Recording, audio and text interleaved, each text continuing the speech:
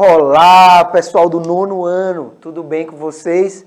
Estou aqui de volta, professor Armando Pérez, para mais uma aula de geografia. Vocês lembram esse estúdio aqui? Fazia tempo, estava com saudade. Nossas aulas no começo do ano eram aqui. É bom que tem muitos estúdios, a gente vai passeando por aí, né? Então, quem está aqui comigo hoje, fazendo a interpretação em Libras, é a Jéssica. Olha aí, valeu, Jéssica. E no chat, aqui na conectividade, eu convidei meu amigo e companheiro, professor Luciano Júnior. Dá o teu bom dia, querido. E aí, pessoal, tudo bom com vocês? Então, a gente está aqui no chat. Qualquer dúvida, qualquer questionamento, joga aqui e a gente passa para o professor Armando.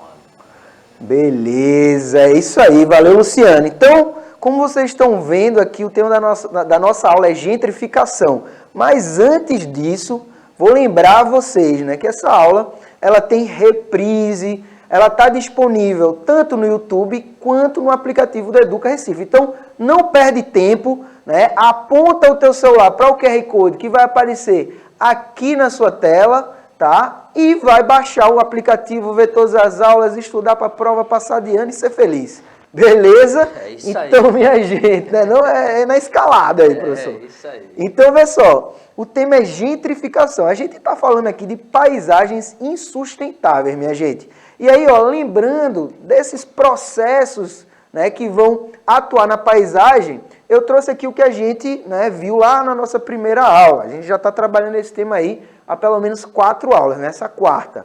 Então, vê só, a gente já falou aqui sobre segregação, sobre favelização, tá? E hoje vai falar ali sobre o último, gentrificação. Então, é um termo que muitas vezes quando a gente fala, as pessoas não lembram. Não sei se eu já ouvi falar disso, não sei o que é isso. Pois a gentrificação, ela está muito mais próximo do que vocês imaginem e acontece aqui em Recife. Fica ligadinho que a gente vai sacar tudo aí. Mas, primeiro, vamos fazer a abertura da nossa aula com essa charge aqui, que vai chegar na tela para vocês. Então, observa aí. É nítido que a gente tem uma linha do tempo, A linha do tempo de uma construção, tá? Tá escrito ali em inglês, Na imagem da esquerda nós temos um quadrinho, 4 quadrinhos. Na imagem da esquerda é possível ver um prédio com aparência bastante desgastada, com as janelas tapadas com madeira e tal. E está escrito em inglês, Old Industry, ou seja, indústria velha, antiga indústria. E aí no segundo quadrinho a gente vê o mesmo prédio com aparência menos acabada, digamos assim. As janelas já estão com vidro, e tem uma placa ali, parece ser uma Old Industry Studios, ou seja, virou um lugar aí com várias salas para serem ocupadas e tal. Já no terceiro quadrinho, o prédio já mudou de cor. Antes estava num tom acinzentado, agora está num tom de rosa. Tá? Tem aí uma coberta na frente e uma bicicleta pendurada ali, escrito também Creative Hub, ou seja, um hub, um lugar que concentra criativo, e tem um café ali embaixo. E a última imagem, está o prédio bem mais moderno, ainda com a bicicleta ali, está escrito Bohemia Apartments, ou seja, apartamentos da Boemia. Então, essas imagens mostram para a gente, trazem para a gente o que ficou conhecido, é chamado de processo de gentrificação. Mas, professor, é um nome tão complicado desse, Por que não bota processo de renovação, processo de mudança, por aí vai? Vamos entender que tudo tem uma causa, beleza? Então, já deu para vocês perceberem aí, através desse quadrinho, como eu falei para vocês, isso é o processo de gentrificação. Esse processo de gentrificação vem do inglês, muitas palavras em inglês hoje, tá? Vem do inglês, que é gentrification, Tudo que tem action é ação, no inglês. Já tá dando uma dica de inglês aí, professor, tá vendo aí? É isso aí. Gentrification. E aí, o professor Luciano está comigo aqui, porque, como vem do inglês e tal, vem de um termo. Chega aqui na tela, Davinho, rapidinho. Tem aqui, essa imagem. Esse pessoal aí era os gentry. E aí o professor Luciano Júnior vai falar pra gente quem eram os gentry. É isso aí. Vejam, observa a imagem. Vamos tentar analisar aí a imagem. A gente vê um casal, Um casal trajando aí algumas roupas, que dentro dessa perspectiva da sociedade, né, inglesa, aí a partir do século XVI, XVII, então a gente observa, né, que eram roupas assim mais bem trabalhadas. Logicamente esse pessoal daí não era um pessoal de poucas posses, porém a gente observa também que não era um pessoal que tinha uma vestimenta aí que a gente diria que seria a vestimenta típica de uma nobreza, né, mais bem conceituada dentro dos padrões ingleses. Por quê? Porque o gentry, ele era exatamente aquele pessoal que não fazia parte da chamada nobreza, né? A nobreza cortesã. A gente, dentro da perspectiva da sociedade, a gente tinha os nobres, né? A gente tinha os burgueses, a gente tinha os camponeses, né? Propriamente ditos, né? Mais os comerciantes, né? Pequenos comerciantes. Então, o gentry, ele seria aquele grupo de pessoas que não tinham o título de nobreza, como a nobreza cortesana. A gente tinha na época, na sociedade europeia, em alguns países como Inglaterra, França, a nobreza cortesã, que era aquela que estava mais ligada ao rei, né, à rainha, ao palácio propriamente dito, daí cortesã, a corte, né? Então tinha os melhores cargos políticos e públicos. A gente tinha a nobreza cortesã, né, como eu já falei, a nobreza togada, né, e a nobreza que seria aquele pessoal que comprava, na realidade, os títulos de nobreza, né? Então a gente tinha a nobreza cortesã ou palaciana, né, e a nobreza togada. Então, dentro dessa perspectiva, a gente vê, né, que alguns comerciantes, né, que faziam parte da chamada burguesia, né? Quando a gente fala em burguesia, a gente está ligando aquele pessoal que nasceu especificamente da atividade comercial, e chega um momento, né, que visando aí terem os privilégios, né, que a nobreza ela desejava, então eles começam a tentar ali inicialmente comprar os títulos de nobreza e mais na frente ostentar aí, né, alguns privilégios que a nobreza possuía. Dentre esses privilégios estaria a isenção de impostos. Então o gentry, ele seria aquele pessoal que estava muito mais aí de origem ligado à burguesia, mas que almejava chegar a um status de nobreza, né? Então seria mais ou menos isso. Beleza, olha isso, é interdisciplinaridade, né? A gente trabalha os temas, né, pelas óticas das disciplinas. Então, a outra benfeitoria, né, outra benesse deles era ficar relaxadão assim, né? Bem tranquilo. Você vê que agora tá bem tranquilo aí, porque não tem aperreio. Não tem aperreio, então, não tem o aperreio da população, por exemplo. Exatamente. Né, não pagar dito, imposto, né? já é uma coisa relevante. Já é uma coisa muito boa.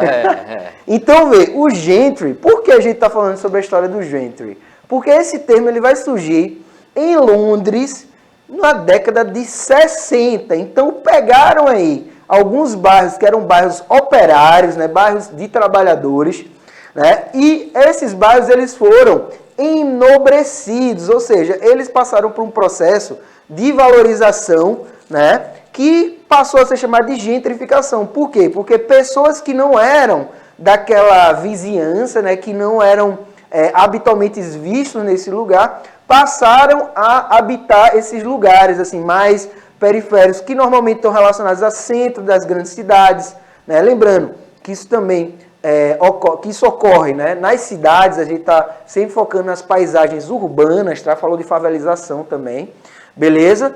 E aí esse processo ele vai passar a ser estudado a partir de então, né? E aí, eu trouxe aqui para vocês, a gente vai fazer aqui uma sequência para ver como ocorre esse processo de gentrificação, assim como a gente viu naquela tirinha do começo. Então, observa aqui comigo.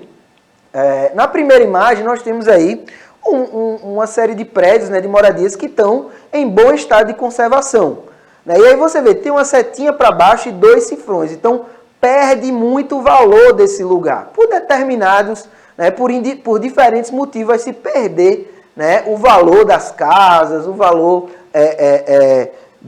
do terreno e por aí vai.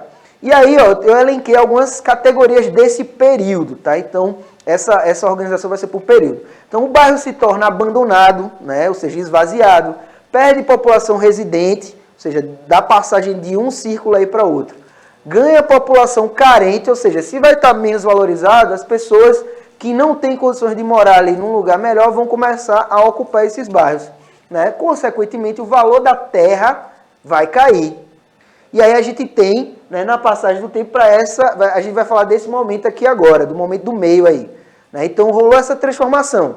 E aí, ó, agora vai iniciar, aqui agora passando para cá, vai iniciar o processo de gentrificação. Então, ó, chega a população de classe média, aquele bairro que antes era um bairro pobre, né? Um bairro ali que é central, que tem um valor histórico, é importante destacar isso, tá? A gentrificação, ela vai acontecer em bairros que tem um valor também histórico, arquitetônico, tá? Tem esse diferencial aí, muito importante notar.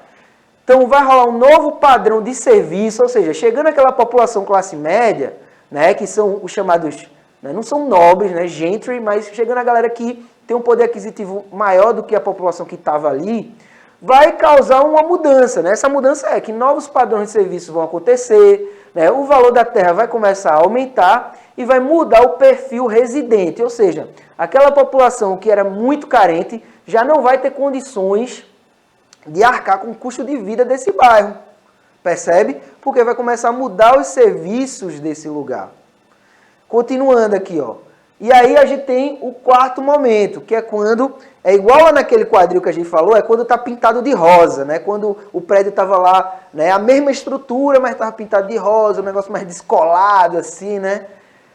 E aí nesse momento a gente vai ter, né, passando daquele momento 3 para o momento 4, nós vamos ter um novo padrão de consumo, vai ter uma variedade de serviços já voltado, né, para a população classe média. Então você vai ter cafés, né, você vai ter diferentes tipos de entretenimento, que não é um entretenimento popular, normalmente isso é um entretenimento privado, tá?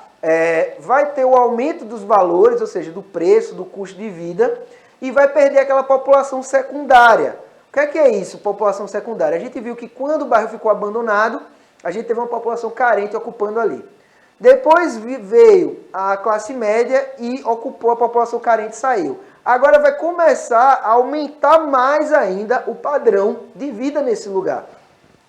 Então esse aumento de padrão vai fazer aquela população classe média já começar a se retirar do bairro. Ah, professor, uma debandada? Não. A gente sabe que os preços eles vão aumentando também com fatores macroeconômicos, né? Então não é considerar só o valor do lugar, percebe? Mas aí tem taxa de juros, tem o preço do consumo, tem o preço do aluguel, né? Você vai botar uma padaria num bairro que o aluguel é caro, invariavelmente isso vai se refletir nos preços ali cobrados para o perfil de população que vai estar ali, né? O perfil classe média já pode pagar, né? Aí, enfim. Né? A gente vai em lugares que uma coxinha é R$12, né, professor? Oh. Aí fica difícil, né? Então, é complicado, né? Professor Gilson não vai num lugar desse, não vai não. Ele come 3 palavras. Ó, aí a gente tem, né, altos padrões de consumo, tá? Altos padrões de consumo. Vai ter essa supervalorização. Aqui a seta, você notou que antes a seta estava ali meio inclinada, depois ascendente, né? Ascendente e agora vai ter o quê? Um grande aumento. Então, vai começar a ter altos padrões de consumo, ou seja, a coisa vai ficar chique, tá? Vai ficar nobre. Daí o que acontece? Especulação imobiliária, que é o quê? As pessoas, os imóveis, né, têm um valor muito maior do que o valor de mercado. Tá? Você vê lá, isso é muito comum em grandes centros urbanos, você vê apartamentos de 45 metros quadrados, né? Isso é pequeno para os padrões, né? É o padrão normal, né, eu acho. Passa a ser um preço muito maior. O preço de aluguel também vai estar relacionado a essa especulação, né? Você nunca vai encontrar abaixo de certo valor, porque é o valor que é a base do bairro, né? Então tudo isso está relacionado à especulação imobiliária. Eu coloquei aqui também um termo É um termo muito acadêmico, professor Luciano, que é a gourmetização. É o que eu ia falar, né? A gente vê, observa esses locais, eles vão, né, evoluindo nesse processo e se cria, né, dentro da perspectiva do consumo, o que se chama de linha gourmet, né? Então eu tenho muito cuidado com a linha gourmet, porque tudo, né, que ultimamente a gente vê com esse título de gourmet termina se tornando um produto, assim, um produto diferenciado, mas por tabela um produto mais caro, né? Então nem sempre dá para comer uma coxinha gourmet de R$ 15, é melhor você comer 3 coxinhas por R$ 5 cada uma. Exatamente. Então, ó, é exatamente isso que o professor trouxe aqui pra gente, né? A gente vai ter uma sobrevalorização, digamos assim. Isso. Né?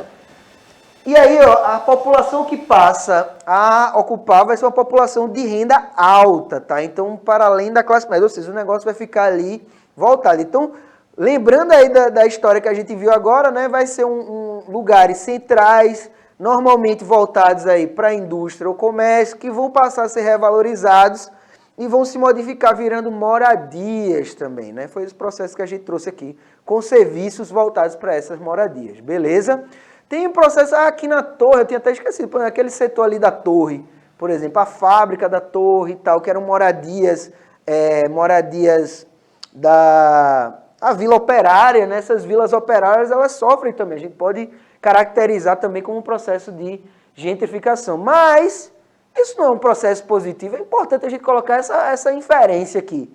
Se está mudando, se está alterando, professor, o prédio vai ficar organizado, né? Vai ter uma mudança na circulação das ruas. Será que isso não é positivo? Veja, nada, eu acho, né, que nada é 100% positivo nem 100% negativo, mas a gente está analisando o que aqui? Isso é importante. O que é que a gente está analisando? Nós estamos analisando as paisagens das cidades. As cidades são construídas para quem?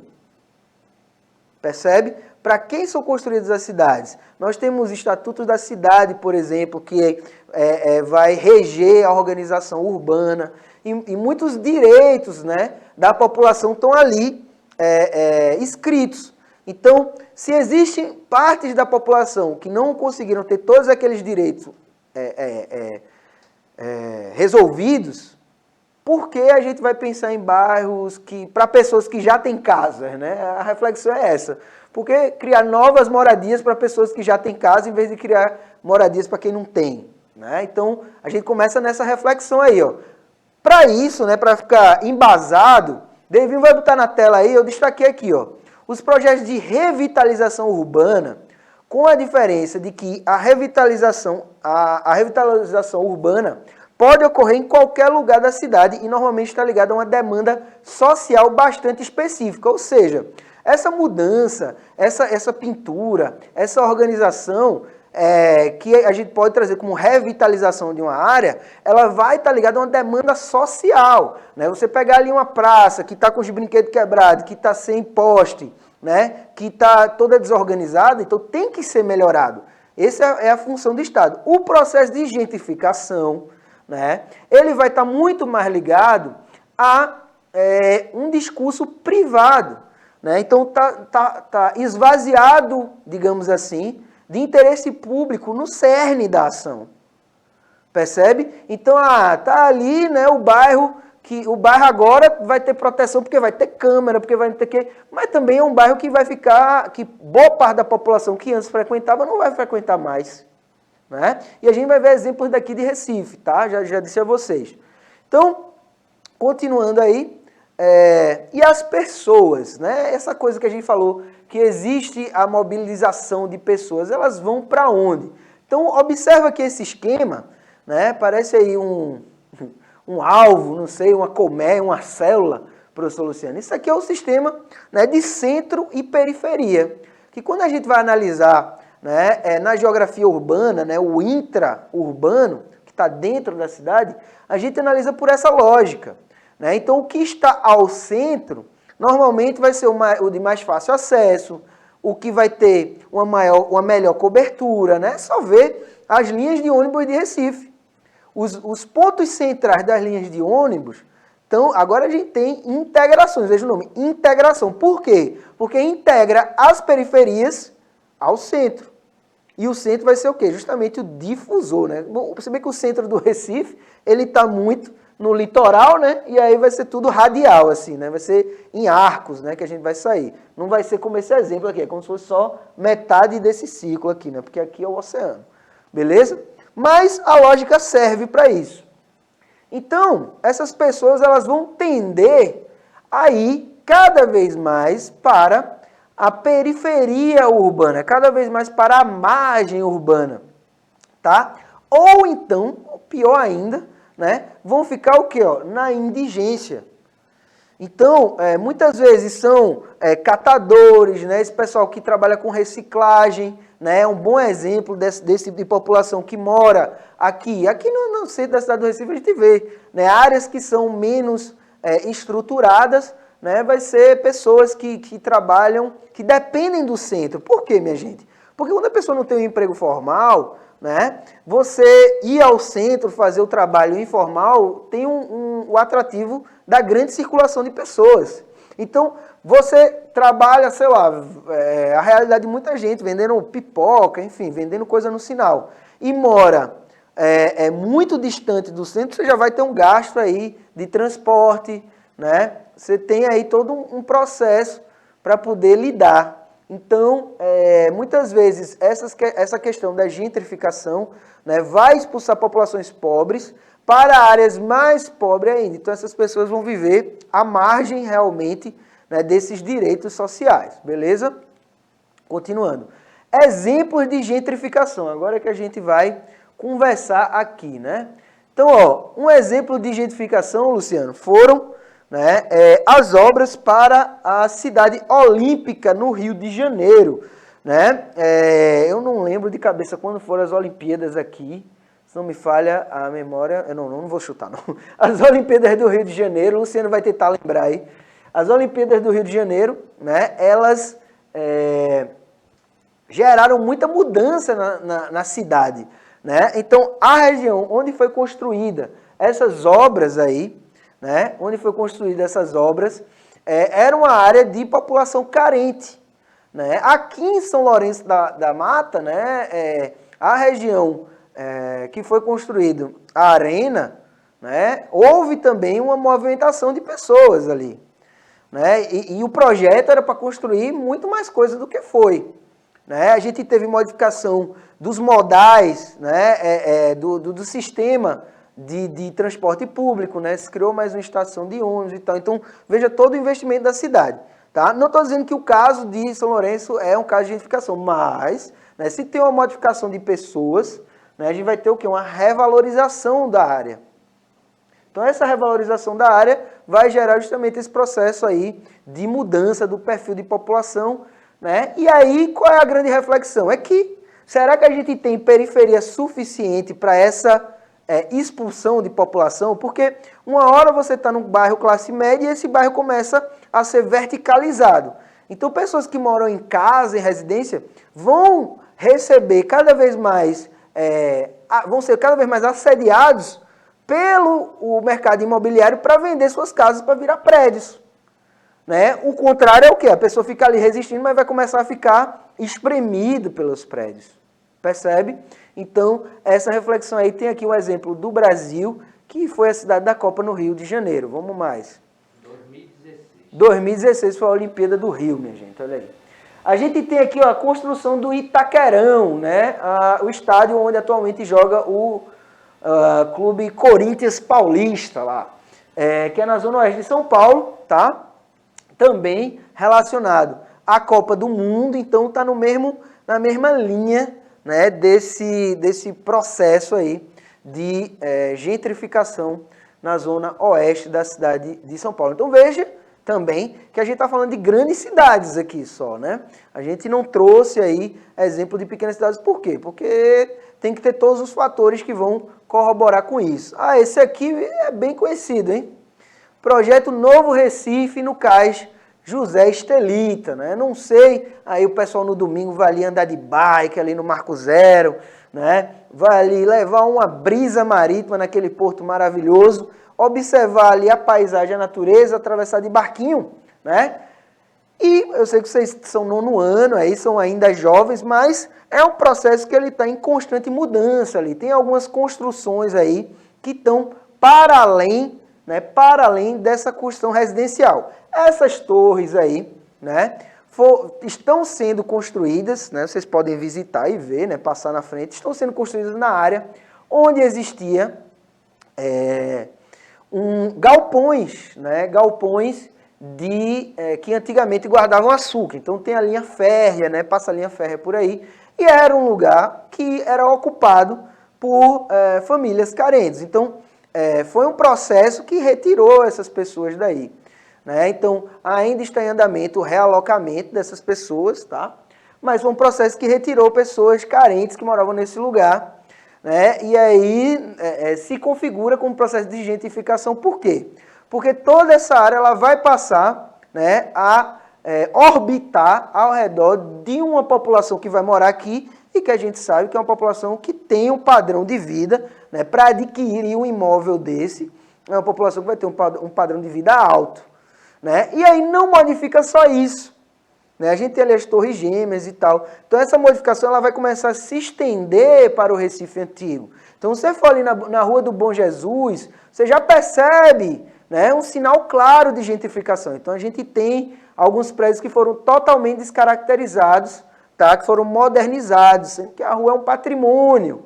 Tá? Então tem essa reflexão também de lugares que são patrimônios, que deveriam, né, professor Luciano, professor de História, patrimônio tem que ser o quê, professor? Patrimônio tem que ser? Valorizado para guardar essa história, né? Imagina, né, a gente ter uma alteração severa nas pontes aqui do Recife, tem aquelas estátuas belíssimas, né? Então, essa é a ideia de patrimônio, né? Da gente conservar uma paisagem menos uniforme, né? Uma paisagem mais heterogênea. Por quê? Porque lembra que a gente falou de globalização? A globalização ela vai tender a homogeneizar a paisagem, a deixar tudo sem graça, né? Tudo só arranha-céu e por aí vai.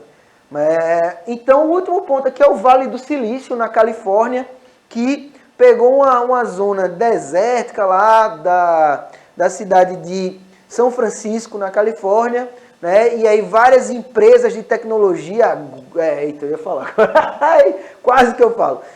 As empresas de tecnologia que vocês conhecem, aí é só olhar a marca de monitores de televisão, das internet, das redes sociais, está tudo aí.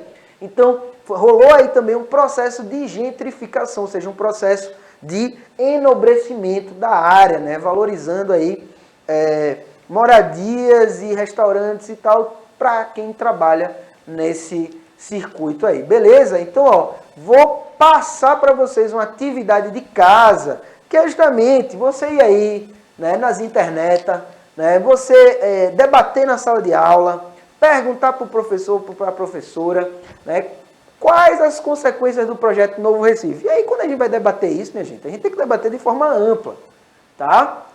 Para poder perceber e ver o que é positivo para a população da cidade. Então, esse é o debate, tá? Não é torcida de futebol, não, mas é refletir, analisar e ter postura, né? Agora, analisando criticamente, obviamente, nessa nossa linha. Beleza? Professor Luciano, agradeço demais sua presença. Se despeça do 9º ano. É isso aí, pessoal. Aprendi um bocado aqui também, né? E vocês observam, né? Esse processo é interessante para a gente entender, né? Como é que atua, por exemplo, toda essa questão da especulação imobiliária, né? Imobiliária na realidade, né? Então é isso, mas tchau, tchau aí e até mais, né? É isso aí, valeu Luciano, agradeço demais, Jéssica, o pessoal da técnica, valeu, até nosso próximo encontro, um abraço e tchau, tchau.